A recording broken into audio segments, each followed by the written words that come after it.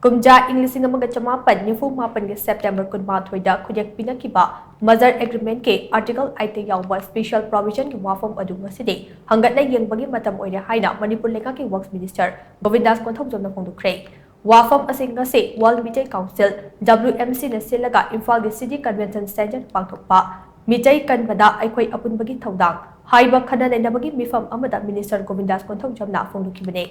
Manipur की वांगबदगी लाखिबा WMC की मिहुत के यावना पांगथोखिबा थौरम अदुदा मिनिस्टर गोविंदास कोंथौजमना हाई मितै सिंह अमत ओइना पुनसिन के हाइरबदे आई हाइबगी मुहुत्ता अखोइ हाइबसिना मांग थारगा थबक तौबा पुक्चल सेंगबा अमदे थबक अम तौबदा ट्रांसपेरेंट लेना पांगथोकपा मथौ ताई मिजोरम द चर्च की लीडर नत्रगा यंग मिजो एसोसिएशन लेंगा अमसों खुनाई की ममाई चुंबंग गमलगा करिगिदमक मणिपुरदा अमत ओइबगी लिंजल सागतपा गमलोइदौरिबनो लुचिंगबा ओइदबा यादे हाइबगी वाखलोना मांग थारबदे अखोइ पुनसिनबा गमलोइ अचौबा पांडम अमगा लोइनना स्टेट असिदा थोरखिबा ऑर्गेनाइजेशन खरदे मखोइगी पांडम अदु तपना तपना ममी सामलकपा याउतबा नते मदुगी खुदोंग चाबना यeknabana लौखे मणिपुर की पुवारीदा मैतै सिंगना निंगथि टुरेल योखे हाइबसे ngasiदी काउबुगुम तौनरुरे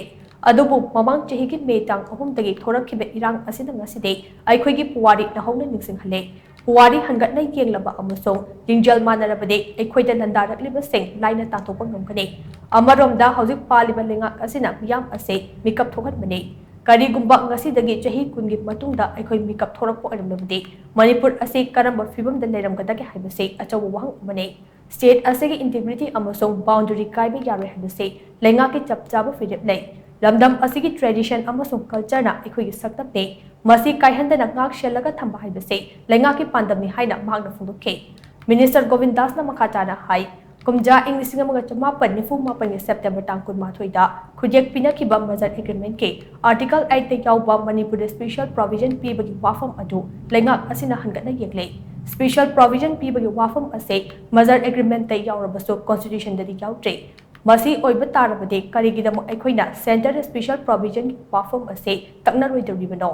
स्पेशल प्रोविजन असिदा मणिपुर की कल्चर ngaksenba सोशो इकोनॉमिक फगतहनबा रिलीजियस राइट्स अमदे तोंगान तोंगानबा ब्रांच से पब्लिक सर्विस पीबगी वाफम सिंगावगे मसागी पुवारी अमसुंग हौरफम लेतबा सिंगना मसक थोकलबा मणिपुर की पुवारी सेमदोकनबगी थौरांग तौरिबा असे अखोइ पुन्ना थेंगमिरसे अरानबा वाफम तत्तना हायरकलबदे मदु अचुंबा ओइकिबा याय हाइनसो मिनिस्टर गोविंदास कोंथौजमना मखा चाना फोंदोखे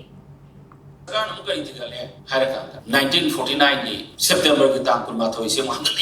ye matam da yaw ri article 8 agreement ga article 8 si da ma yaw masi koi overlook se ya ma tam da tor ga la ka da na ma do koi sarkar na muti ga le why not we urge the government of India akoi the man a special provision na tham ne hai basi masi constitution si yaw ri koi ga di but it is included in the agreement da le last para da yaw ni from there yaw kani special provision for the Manipuris in various branches of public services and in every and encouragement in protecting the culture, the socio-economy and the religion right. Lo yauri be koi sister, but I koi karim the border tau de ba. Ngasi di kamai tau re har kanda history so lai tau. Harokam so kham da ba. Aduna koi ki leisure ba. Yamna distinct koi na leisure ba koi ki Manipur ki koi Maitai Singh history se distort tau ba ho re. Masi koi face tau ma darkar times. Natragadi aran ba toina har ta taragadi maduna achum mo ina sakar ne ba koi mangho ga da